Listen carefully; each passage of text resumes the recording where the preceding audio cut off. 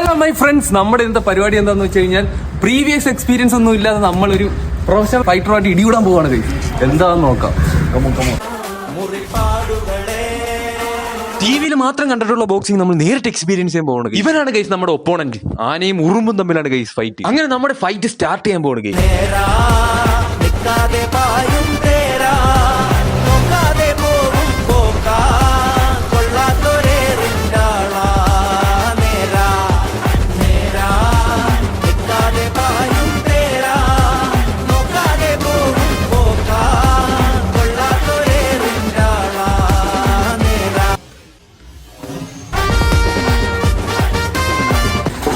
ഇത് പറ്റത്തില്ല ഗൈസ്.